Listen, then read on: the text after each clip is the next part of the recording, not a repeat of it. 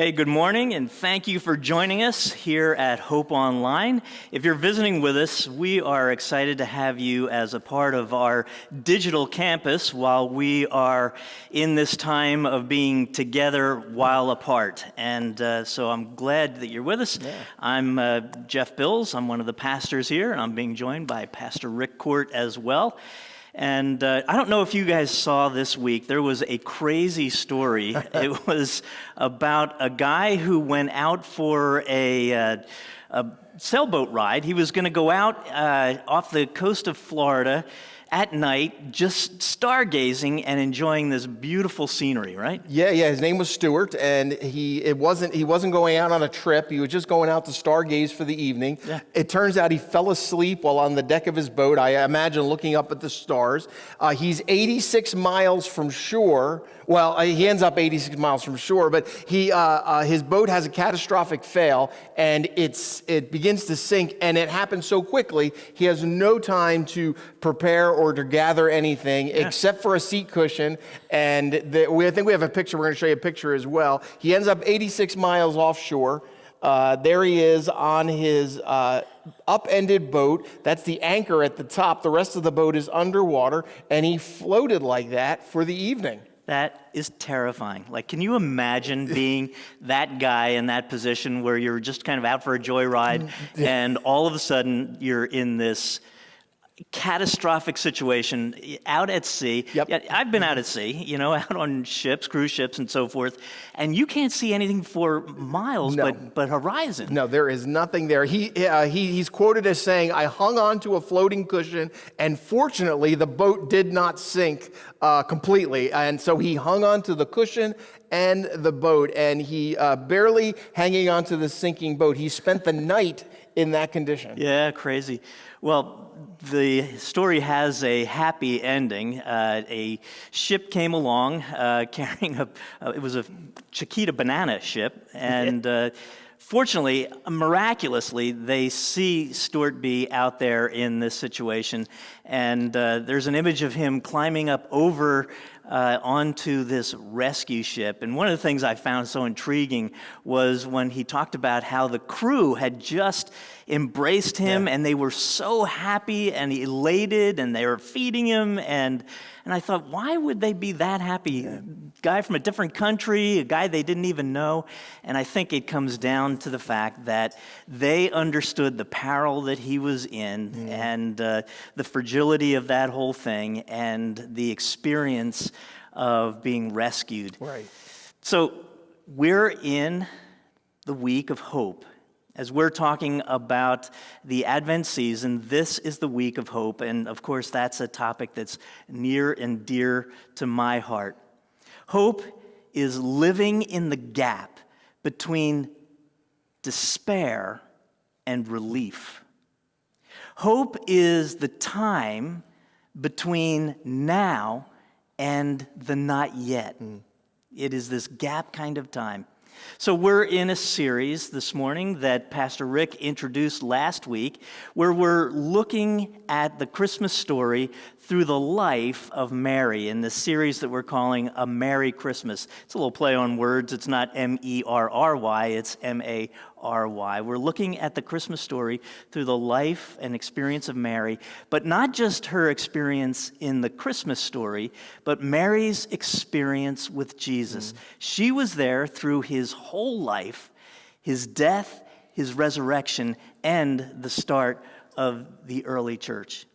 And what I've come to appreciate about Mary, because, depending on the tradition that you come out of, in some traditions, Mary is so glorified that she becomes almost a deity, almost something other than human. And in other traditions, she's little more than a portal for the coming of Jesus. But as you look at the Gospels, as I've looked at the Gospels and her story throughout the Gospels, what I see is a woman, even as a young girl, of a deep and profound faith, and someone who is very human with all of the imperfections that we as human beings have. And so in that way, in that deep faith and that humanity, Mary becomes a great example, I think, for us all. So in this series, we're going to see her story, and we see in her story joy tempered by warning, hope overcoming despair, love in the face of indifference, and peace even in the midst of chaos. And so this morning, we're going to look at two stories for Mary. We're going to start with a story that is at the beginning of Jesus' earthly ministry, and then rewind back to a story just before Jesus is born. Yeah, so this first story is about 30 years after that very first Christmas, and it's Jesus' early ministry. It's actually his first miracle, and it's in John chapter 2. And we're not going to read the whole story, but we're going to read just a few verses. It's going to be on the screen over my shoulder. And in John chapter 2, John writes, "The next day there was a wedding celebration in the village of Cana in Galilee. Jesus' mother, Mary, was there, and Jesus and his disciples were also invited to the celebration. The wine supply ran out during the festivities. So Jesus' mother told Jesus, 'They have no more wine.'" Now, that simple statement may not mean much in the 21st century, but any time in the first century where there was a failing to provide hospitality would have been a problem. But for provisions like wine to fail, for that to fail at a wedding, this would mean real and deep humiliation for the bride and groom and for their families. And because wine and the first century culture were deeply and intricately connected. Because of the lack of filtration, it was safer to drink than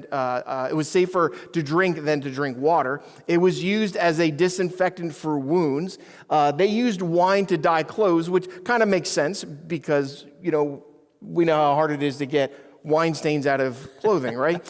It's an aid for digestion in the first century, and it was used for religious rituals. As a matter of fact, the ancient rabbis had a saying that went, "Without wine, there is no joy." Now, they weren't talking about a fun Friday night. What they were saying is that wine was deeply steeped within all of society, and it included every part of Jewish culture. So for Mary to make this statement to Jesus, she was letting him know there's a problem here, and this is a significant issue for this wedding celebration. And she makes a request of Jesus to help. Now, Jesus then goes and gives instructions to the servants who are there, and he asks them to find some vessels to fill with water. And so they come back with these large vessels filled with water. It's a lot of water. As a matter of fact, that water is turned into a lot of wine. It's estimated to be about 180 gallons of wine. That's either a testimony to how big the party was and how many people were invited, or it just is evidence of Jesus' lavishness when he decides to perform miracles. But 180 gallons of wine. And it turns out it's the best wine that's been served all day. It's a great story. I encourage you to read it. It's in John chapter 2. It's just a few verses, but I love it because in this story, Jesus saves the day. He saves the party. He saves this family from embarrassment. And it's this beautiful picture of Jesus and Mary and first century culture. But there's this one exchange in there between Mary and Jesus that you may not notice as well unless you read in the Message version. So in the Message version, Jesus says that, or Mary says there's no more wine, and Jesus responds this way. It's not on the screen, just hear it. Jesus says, "Is that any of your business, mother? Yours or mine? This isn't my time." And then the Message version says, "Don't push me." It's just spoken like a son would talk to a mother, right? Yes. And then the writer goes on to say, the Message writer goes on to say that Mary, she just went ahead anyway. Again, just like mom, right? So I love this part of the story because Jesus might be God wrapped in human flesh, but he's still a son and he has a mom. I love that. It's great. So Mary tells the servants, and really, while I'm making a little bit of there's a little humor there. Mary tells the servants, after she says there's no more wine, after Jesus says this isn't my time, Mary tells the servants, do whatever he tells you. Now, she doesn't know what Jesus will do, but she knows Jesus. He's her son. And Mary knows Jesus will do something. Now, she may not know what he's going to do, but she knows that he is going to do something. I love the idea that others were at the party. They're focused on this deficit of wine. But Mary, she saw opportunity because she knows Jesus is present. Mary was focused on the hope, all right? While others might have seen despair, might have seen embarrassment, but Mary knew who was on the guest list, right? She knew Jesus was present and had been invited.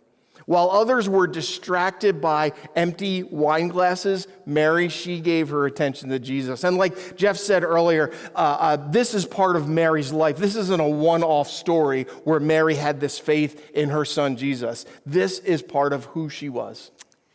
So, and love that story as well. So rewind 30 years. Yeah.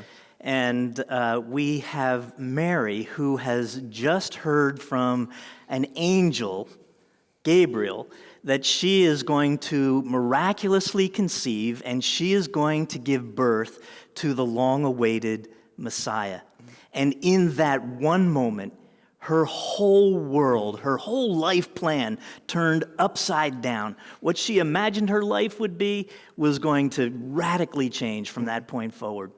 Let me put Mary in a little bit of context at that point in her life. First of all, she's young, and she's young in a culture that really esteemed older people who had great wisdom. I call that the good old days. She was young, and so that had her kind of on the periphery. She was poor. She was female, and that made her, at best, second-class citizen in this culture in which she lived. And she was from the wrong side of the tracks, having come from Galilee. So that's who she is. And those things alone could cause some despair in someone who's looking at their life and their opportunities in life. In addition, she was, in terms of her religious life, she was living in a period of time between the covenant that God made with Abraham and a new covenant that was about to be unfolding in the death and resurrection of Jesus. So she's living in this in-between time that what many Bible scholars call 400 years of silence, that there was no major prophetic voice from the end of what we understand to be the Hebrew Bible and the New Testament. 400 years of silence. That's a long time to be holding on to a mat adrift in a vast ocean. Not that God was silent or absent during those times. He was silent. Not that he was absent during those times. God was not absent. It's just that they were waiting. The nation of Israel was waiting for the Messiah to come. Some, I'm sure, in that 400 period of time had lost hope. They had lost confidence, and they were living in a kind of despair that the Messiah was a myth, that there was no Messiah coming. But others, faithful men and women over those times, were waiting with confidence and with assurance, with hope. I love what happens next. So as Mary's pregnancy begins to develop, she goes to be with her cousin Elizabeth. And when the two women meet, Mary breaks out into song. She breaks out into song. This 400 years of silence is broken with a song coming from this faithful young woman. And in that, she is expressing her hope and the hope of the nation. We heard this song in the opening song that the band did this morning. And I want to go through it. We refer to it now as Mary's Magnificat. I want to read not the whole thing, but just sections of it and look at what Mary was singing about. So it begins with Mary saying, this is from Luke chapter 1, "Oh, how my soul praises the Lord. How my spirit rejoices in God my Savior, for he took notice of his lowly servant girl. And from now on, all generations will call me blessed. So in this moment, Mary is recognizing her hope has been realized, that she's not been forgotten, that even though she comes from the wrong side of the tracks and she's poor and young and female, and so God was with her all along, and she is rejoicing in this relief, in this hope that's been realized. And that would make sense. But here's the thing about Mary. She has this maturity because of her faith that she sees not just her own circumstance, but sees beyond that to others. And so it goes on in verse 50, she goes on and says this: He, God, shows mercy from generation to all who fear him. Mary is aware of the fact that every generation back over those 400 years, those who did not give in to despair, those who held on to their hope, God had not abandoned them, that God had been merciful to them all the way through, and continues through Mary and generations yet to come. That Mary recognized that in God's absence, or in God's silence, God was not absent. And then moving on to the conclusion, Mary sang these words. It's verses 54 and 55. He has helped his servant Israel and remembered to be merciful, for he made this promise to our ancestors, to Abraham and his children forever. Forever. Mary recognized that God had been with Israel all the way through from the very beginning. So now the question is, how do we choose to wait? How do we choose to live in that gap between what may feel like a desperate time, what may feel like a challenging time, and relief? How do you live in hope? Mary chose to wait in faith.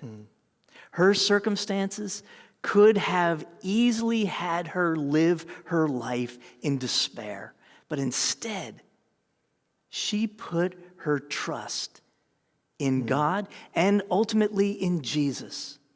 So even in desperate times, there was hope. Yeah, so just like Stuart B., right, our capsized boat captain capsized in his boat, clinging to this seat cushion and his barely floating remnants of a boat appears on the horizon, and his hope quickly transitioned, and that led to his rescue. See, Mary chose to trust an angel while not knowing the details. And remained focused on God. She chose to sing. And I love that she was singing while living in the in-between, right? I mean, it begs the question, how could she sing? But she had this belief that God works even when you can't see God working. That she knew God. She knows Jesus. She knew what Jesus would do. Hope is choosing to sing. Hope is choosing to see the horizon. So really, whatever may have you capsized, it may be doubt right now, it may be fear or anger or uncertainty. Often we believe that the moment is the thing, and it's all we can see is the seat cushion and the capsized boat. And we believe that our current circumstance is the only reality and the only possibility. And we become limited in our focus and only cling to the despair. And it may keep us afloat, but it will not save the day. And I'm right there with you. This season is a difficult season. I mean, this pandemic continues to reveal all the brokenness in our world, and it can leave us feeling stranded. But our challenge as Christ followers is to see beyond, to trust in hope, to believe in another outcome even when God seems silent. And when we look at the world through the eyes of faith, we can see an overflowing wine while surrounded by empty glasses. And even if faced with 400 years of silence, our faith tells us that hope is a reality in this life and in the life to come, right, Jeff? Oh, man, and that's really the fine point on this, is that hope, real hope, is an eternal hope. That the last word on hope is how we live in the gap between this life, no matter what goes on in this life, and the life to come. If all you have is a hope in things in this life, that's like living your life holding on to a mat until eventually you drown. But we have a different kind of hope. We have a faith that calls out to eternity. How important is hope? The Apostle Paul, I think, put it best. Paul said, and I'm paraphrasing now, Paul said, at the end of the day, there are three things that really matter, three things that are going to endure. One of those things is faith. Faith is about believing without seeing. Right? Everybody has faith. The question is, what do you put your faith in? He said another thing is love. Love is about putting our faith into action for those of us who are Christ followers. See, if you're a Christ follower, your faith is in Christ, and Christ calls us to live our lives in love, to express love in all that we do in all of those relationships. So we have this faith in the unseen Jesus that we are living out in love. And in between, the gap is this hope. This hope, our belief and our actions living in hope. Hope is the unswerving confidence that our ultimate rescue, our eternal rescue, is guaranteed through our faith in Jesus Christ. Amen.